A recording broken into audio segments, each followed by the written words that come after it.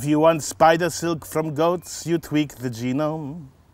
If you want diesel fuel from oats, just use the genome. If you're feeling all alone, then there's no one we can't clone from any chromosome. Just ask the genome. The very first time I ever heard of Brno was in a British spy television series called Tinker Tailor Soldier Spy, where Ian Bannon, the great Scottish actor, was sent to Brno to meet a Czech general who was going to defect. And Brno was this terrible place. It was full of tower blocks, and it was grey, and it was always raining, and everyone was poor. It was this awful place. And the strange thing was, the BBC couldn't come to the real Brno to make a film in the 1970s. They had to pretend that somewhere else was in the communist bloc. So they came to Glasgow, to my home city.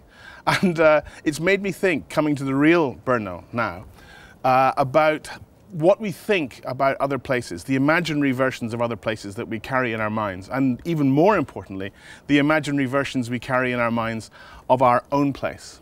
We make brain cells from your armpit and the genome.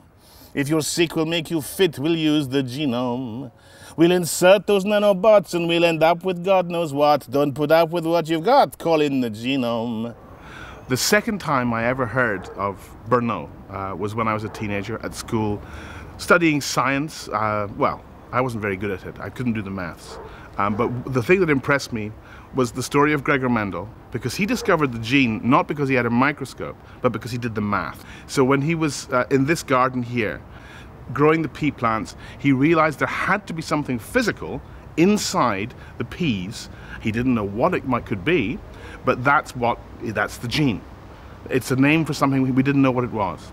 So in a sense, when I was at school, the second time I heard the name of Brno was to do with Gregor Mendel, and it was to do with the discovery of genetics. But it's only later, thinking about what an extraordinary thing that was, to unite the whole nature of existence, of living things, with the atomic theory of matter, that gives us the modern world. The modern world happened right here, in Brno.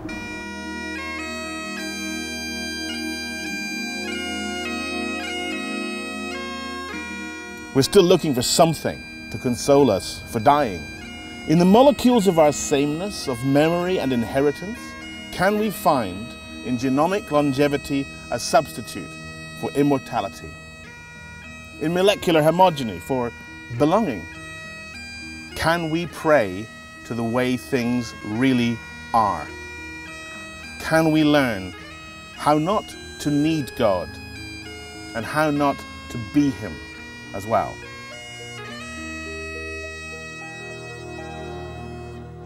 This behind me is Náměstí Svoboda, which is Freedom Square in my terrible Czech. And I've asked the film crew, and none of them seem to know exactly freedom from what, but every town in the Czech Republic has a freedom square, because national self-definition is through the idea of freedom. We don't have freedom squares in Scotland, where I come from. We have union streets. That is, our national self-definition is inside the Union. And the architect of all that, strangely enough, Sir Walter Scott, the great Scottish novelist, was also in some ways the ancestor of all the romantic, language-based nationalist movements of Central Europe in the 19th century, especially, of course, the Czechs, who were the first important resistance to the Habsburg Empire.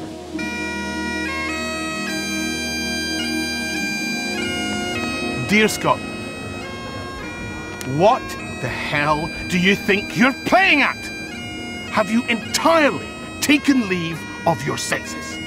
Does the word flodden mean nothing to you? Have you forgotten everything your grandfathers told you? I tell you this, I did not go to the considerable trouble and expense of inventing this country just so you people could piss it up the wall. I saved Scotland. All the tartan, all the nostalgia, all the gift shops. Where do you think all that comes from? Do you think that all the poetry and the uniforms and the Queen in Balmoral, the ginger wigs and the funny bonnets, the Edinburgh tattoo, the golf, you think all that just happened? No. In 1822, when I persuaded George IV to come up here, who was it who dressed Edinburgh in tartan? Me. Who was it who made this city into the street theatre it is today? It was me. Bagpipes were illegal. Do you get that? It was me that fused the surface of Gaelic culture with Scots business sense and made Scotland into a loyal, picturesque country for German George to look at. Scottish identity dates from when I put pen to paper inside the Union. Whisper it. Without the Union, there is no Scotland. This is not a country. Scotland is a costume. Scotland is a golf bag we carry for the tourists. You know it's true. And if you forget yourselves, again, just look up anywhere in Scotland and you'll find a statue of me staring down at you. Look after yourselves. Walter.